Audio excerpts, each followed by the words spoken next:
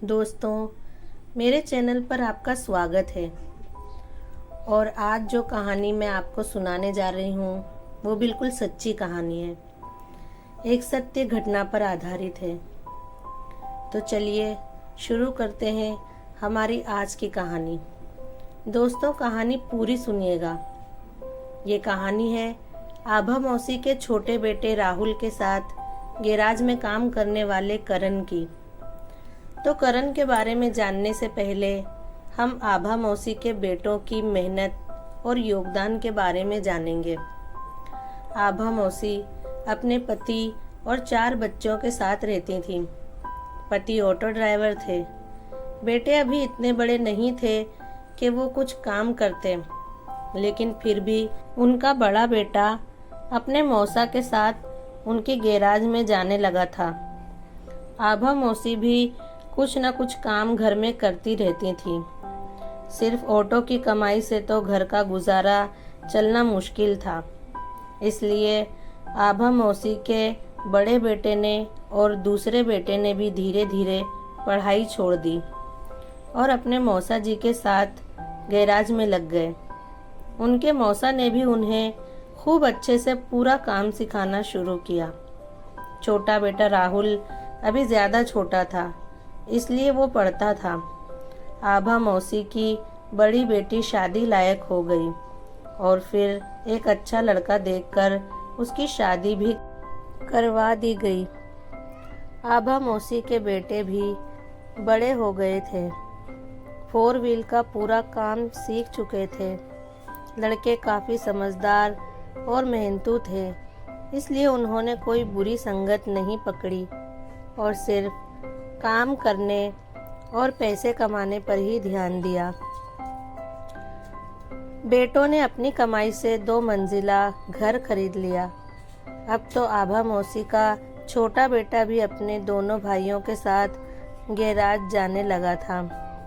आभा मौसी ने अच्छी सी लड़कियां देखकर अपने दोनों बड़े बेटों की शादी कर दी। दोनों बहुएं बहुत समझदार थीं। दोनों ने अपना घर बहुत अच्छे से संभाला। अब तो पूरे परिवार में चारों तरफ आभा मौसी के बेटों की तारीफ होती थी। अच्छी खासी दौलत कमा ली थी उनके बेटों ने। लेकिन एक बात बहुत अच्छी थी कि उन्होंने अपनी दौलत पर कभी भी घमंड नहीं किया, बल्कि आभा मौसी के बेटे तो हर एक फंक्शन, हर खुशी का मौका अपने परिवार के साथ मनाने लगे। हर खुशी के मौके पर अपने परिवार को इकट्ठा करते, साथ ही वो अपने पास मदद मांगने आए हुए किसी भी इंसान की मदद ज़रूर करते। आभा मौसी के बहुत अच्छे कर्म रहे होंगे कि उन्हें इतने अच्छे बेटे मिले। अब आभा मौसी के छोटे बेटे की शादी हो गई थी। धीरे धीरे करके तीनों भाइयों के यहाँ बाल बच्चे भी हो गए। आभा मौसी ने जितनी तकलीफ़ उनके बच्चे छोटे थे तब उठाई थी, अब उससे कहीं ज़्यादा सुख उन्हें मिल चुका था। सब कुछ बहुत अच्छा चल रहा था। फिर उनके गैराज में और भी लड़के काम करते थे। उन्हीं लड़कों में से एक था करण। आभा मौसी के बेटों की तरक्की देखकर करण की माँ ने करण को गैराज में रखवाया था। करण की माँ चाहती थी कि आभा मौसी के बेटों की तरह उनका बेटा भी घर खरीदे, खूब तरक्की करे। एक दिन राहुल गैराज आया और करण को अपने साथ एक गाड़ी में लेकर बैठा, उस गाड़ी की टेस्ट ड्राइव लेने के लिए। गाड़ी स्टार्ट करने पर बैटरी फट गई और गाड़ी की सीट में आग लग गई। राहुल ने अपनी तरफ का दरवाज़ा खोला और बाहर गिर गया। लेकिन अफसोस कि करण जिस तरह बैठा था उस तरफ का दरवाज़ा खुल नहीं पाया और वो काफ़ी ज़्यादा जल गया। करण की उम्र भी सिर्फ 18 साल की थी। राहुल का नसीब अच्छा था कि उसकी तरफ का दरवाज़ा खुल गया और वो ज़्यादा जलने से बच गया, लेकिन जला तो वो भी था। हादसा होते ही सारे लोग दौड़कर गाड़ी के पास आ गए। करण की तरफ वाले दरवाजे के कांच को उन लोगों ने तोड़ा और दरवाज़ा खोला और करण को बाहर निकाला।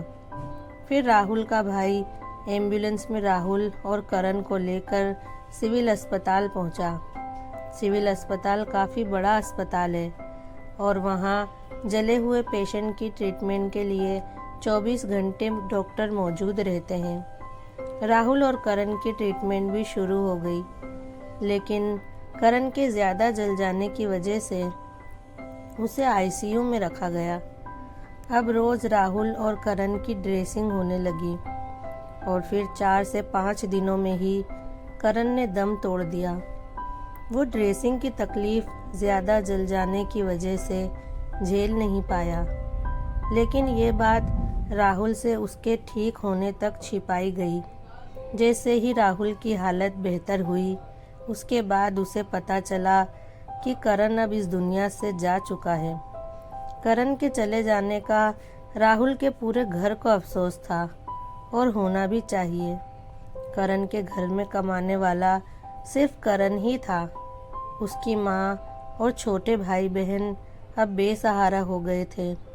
करण के पिता नहीं थे, इसलिए वो बहुत छोटी उम्र से ही कहीं ना कहीं काम करता रहता था।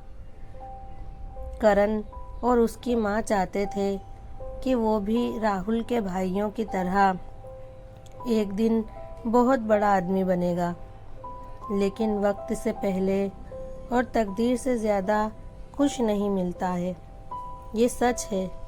लेकिन आभा मौसी के बड़े बेटे ने करण के गुजर जाने के बाद करण के घर वालों की पूरी जिम्मेदारी अपने ऊपर ले ली। करण आज इस दुनिया में नहीं है, लेकिन उसे इस बात से बहुत खुशी मिली होगी कि उसकी माँ और भाई बहन अब बेसहारा नहीं हैं। दोस्तों, भाग्य का लिखा कोई बदल नहीं सकता। उम्मीदें और हौसला तो करण में बहुत था, लेकिन उसे पूरा करने के लिए उसके पास ज़िंदगी कम पड़ गई। दोस्तों, आपको आज की कहानी कैसी लगी कमेंट में ज़रूर बताएं, और आपने अभी तक मेरे चैनल को सब्सक्राइब नहीं किया है तो सब्सक्राइब ज़रूर करें।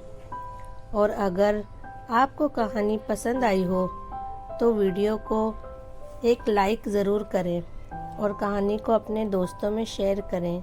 कहानी पूरी सुनने के लिए आपका धन्यवाद।